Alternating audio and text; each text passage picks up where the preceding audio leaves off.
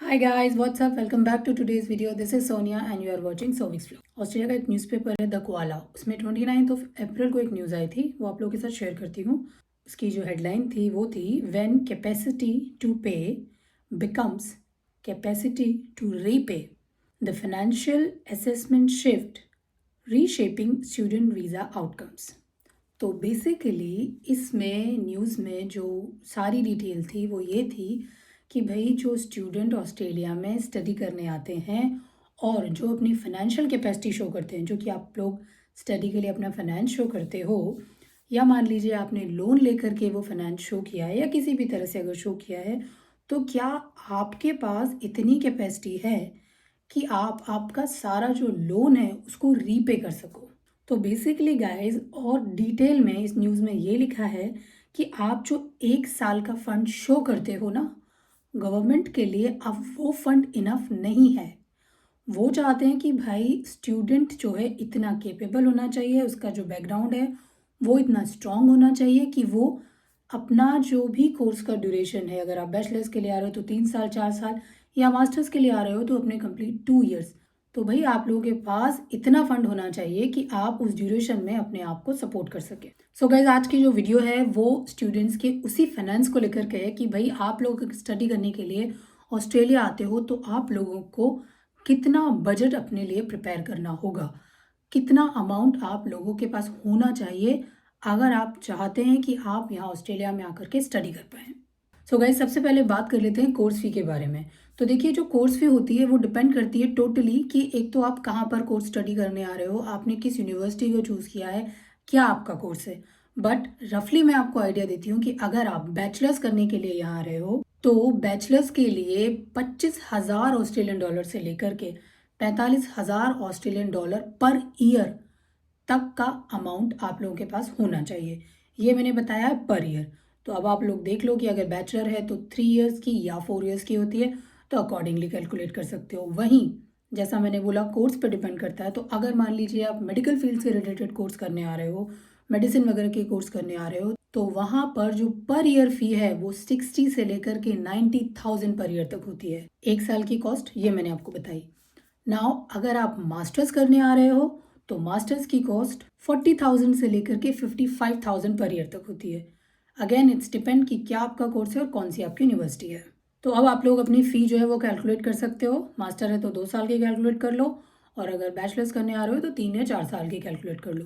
उसके बाद आप लोगों को कैलकुलेट करनी है अपनी वीज़ा फ़ी, जो इस वक्त है 2,000 ऑस्ट्रेलियन डॉलर। फिर आपको देखना है अपना ओवरसीज़ हेल्थ इंश्योरेंस, और ये जो ओवरसीज़ हेल्थ इंश्योरेंस होता है ये भी देखिए 500 ऑस्ट्रेलियन डॉलर से लेकर के 750 ऑस्ट्रेलियन डॉलर पर ईयर तक होता है। तो ये भी आप लोगों को कैलकुलेट करना है। फिर ऑस्ट्रेलिया आना है तो उसका एयर फेयर आप लोगों को कैलकुलेट करना है। टिकट्स कभी सस्ती मिलती है कभी महंगी मिलती है, तो उसके लिए भी आप 2,000 डॉलर तो रखो। ये मैं बात कर रही हूँ अपनी कंट्री से ऑस्ट्रेलिया आना और ऑस्ट्रेलिया से अपनी कंट्री वापस जाना, आपको दोनों का एयर फेयर कैलकुलेट करना है। और फिर आपको कैलकुलेट करना है आपका लिविंग एक्सपेंस। देखिए, अगर वेबसाइट पे जाएंगे या जो ऑस्ट्रेलिया बोलता है कि भाई 1 साल का जो लिविंग एक्सपेंस आप शो करते हो वो होता है 29,710 ऑस्ट्रेलियन डॉलर। बट एक्चुअल में जब आप यहाँ पर आओगे, यहाँ पर आकर रहोगे, तो आपको पता चलेगा कि आपका जो 1 साल का एक्सपेंस है वो इससे ज़्यादा होता है। तो ये एक एवरेज, एक बेंचमार्क ऑस्ट्रेलियन गवर्नमेंट ने दे रखा है। लेकिन अगर आप यहाँ आ रहे हो स्टडी करने के लिए तो आपका जो एक्सपेंस है वो ज़्यादा होगा। अब आपके साथ शेयर करती हूँ डिटेल में यही एक्सपेंस कि कैसे आप लोगों को अपना जो एक्सपेंस है वो कैलकुलेट करना है। सो गाइज, सबसे पहले बात कर लेते हैं रेंट के बारे में।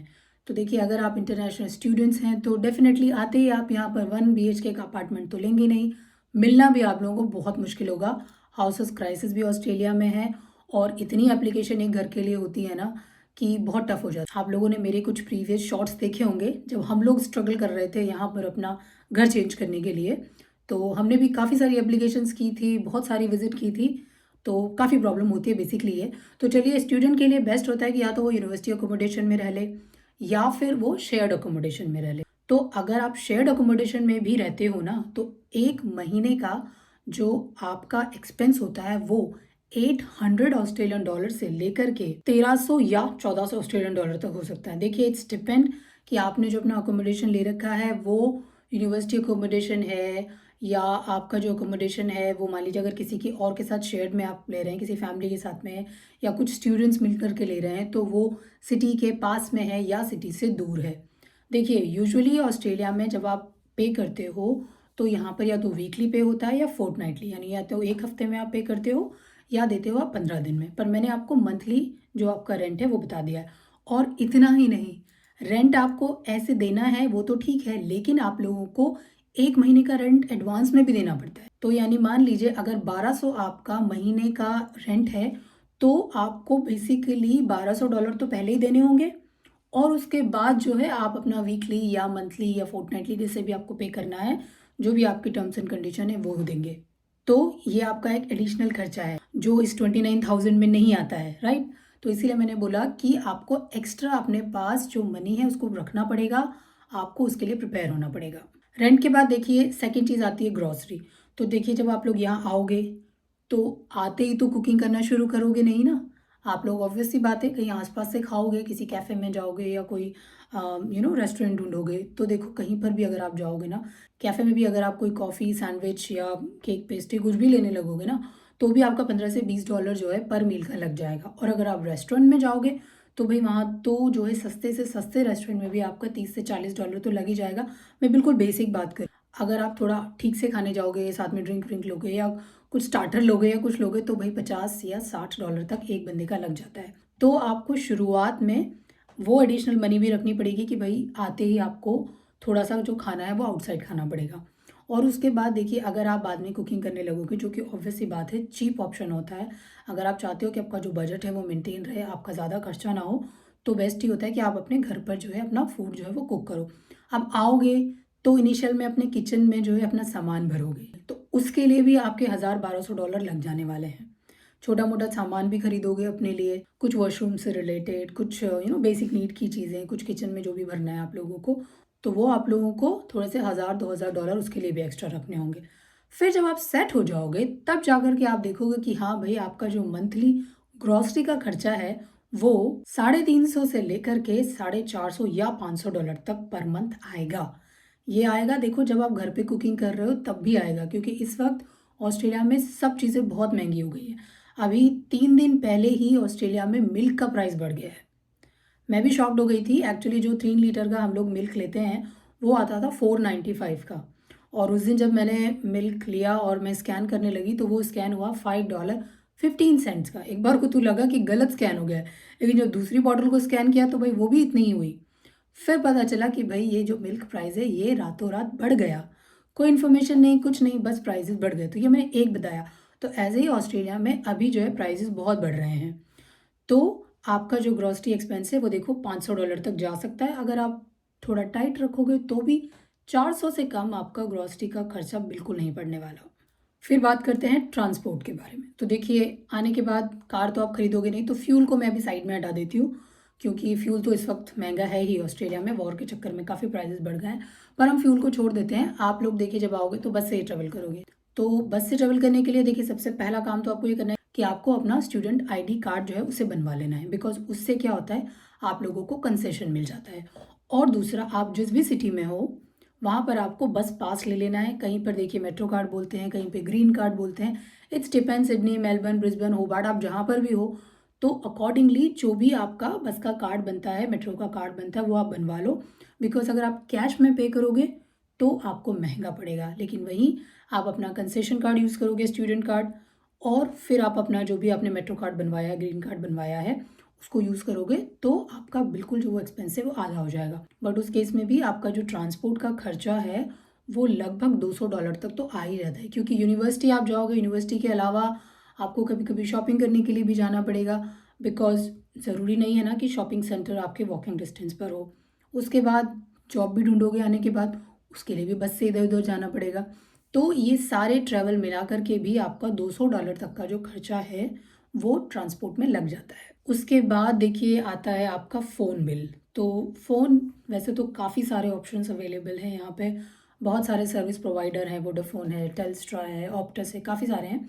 बट ये कि हाँ सस्ते से सस्ता प्लान भी अगर आप लोगे ना तो 30, 40 या $50 तक आप लोगों को मिलेगा।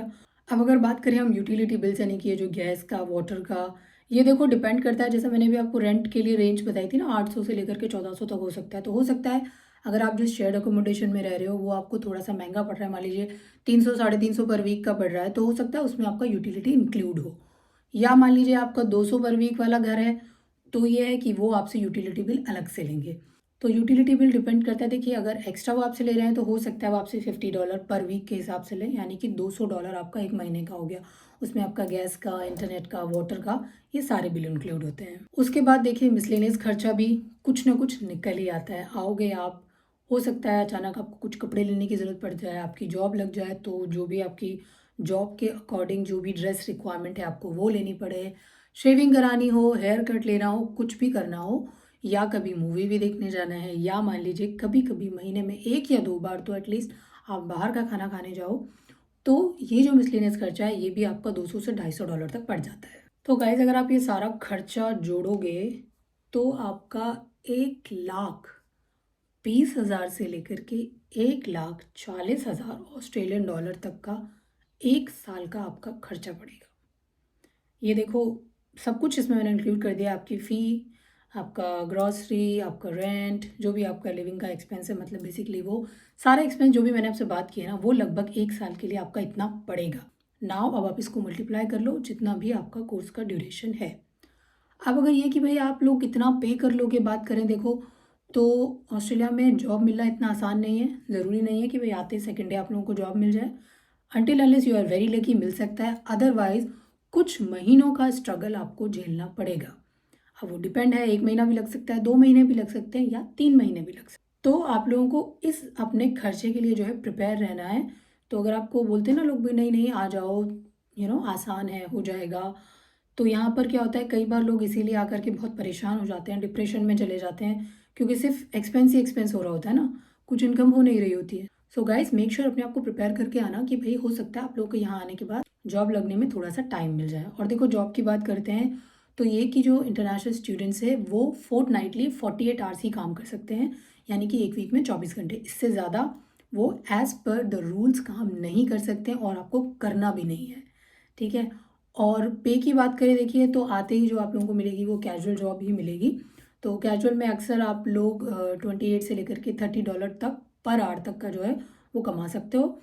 बट हाँ, अगर आपकी जो यूनिवर्सिटी ब्रेक्स हैं, आपके जो हॉलीडे पीरियड होता है, उस टाइम पर इंटरनेशनल स्टूडेंट्स को फुल वर्किंग राइट्स होते हैं। उस टाइम पर आप आराम से फुल जितने भी आपको काम करना है ना आप उतना कर सकते हो, उस टाइम पर कोई रिस्ट्रिक्शन नहीं होता है। सो गाइज ये मैंने आप लोगों को पूरा एक्सपेंस जो है वो बता दिया है। आप जिस भी कंट्री में रहते हैं आप अपनी करेंसी के अकॉर्डिंगली इसको कैलकुलेट कर सकते हैं। और जो न्यूज़ मैंने भी आपसे कोआला की शेयर की है उसका भी मैं लिंक आपको दे दूंगी, उसमें क्लियरली डिटेल में लिखा हुआ देखिए, जो मिनिस्टर है उनका यही कहना है कि भाई हम यही चाहते हैं कि जो स्टूडेंट्स हैं वो अपनी जो स्टडी जर्नी है उसको बिना किसी फाइनेंशियल प्रेशर के कंप्लीट करें। यानी कि उनका यह है कि भाई आपके पास पूरा फाइनेंस होना चाहिए अपनी पूरा ड्यूरेशन को सपोर्ट करने के लिए। बेसिकली अब आप जो डॉक्यूमेंट लगाएंगे ना फाइनेंशियल प्रूफ वाले, वो पूरी चेक करेंगे कि भाई 1 साल का तो देखिए उन्होंने कह रखा है डॉक्यूमेंट्स में कि हाँ आप लोगों को दिखाना ही है, शो करना ही है। बट उसके अलावा भी उनका इंटेंशन अब यही है कि स्टूडेंट इतना फाइनेंशियली स्ट्रांग होना चाहिए कि वो पूरे स्टे को बिना किसी टेंशन के जो है सपोर्ट कर सके। एंड गाइस ये जो फाइनेंशियल प्रूफ है, ये जो फाइनेंशियल डॉक्यूमेंट्स हैं और जो फाइनेंस है, वही आज की डेट में एक बहुत बड़ा रीज़न बन जाता है स्टूडेंट वीज़ा के रिफ्यूज़ल का। तो इसीलिए ये वीडियो मैंने आप लोगों के लिए बनाई है कि आप अगर ऑस्ट्रेलिया आ रहे हो तो भाई अपना जो फाइनेंस है उसे अच्छे से प्रिपेयर करो, अपने दिमाग को अच्छे से प्रिपेयर करो कि भाई यहाँ आके आपका काफ़ी सारा खर्चा होने वाला है, तो आप पूरी अपनी जो बजटिंग है उसको ठीक से करो। So that's all for today's video guys. अगर आपके माइंड में कोई भी क्वेश्चन है तो आप कमेंट बॉक्स में नीचे लिख करके पूछ सकते हैं। फिर से मिलूंगी आपसे एक नई वीडियो के साथ, एक नई इन्फॉर्मेशन के साथ। तब तक bye bye and take care.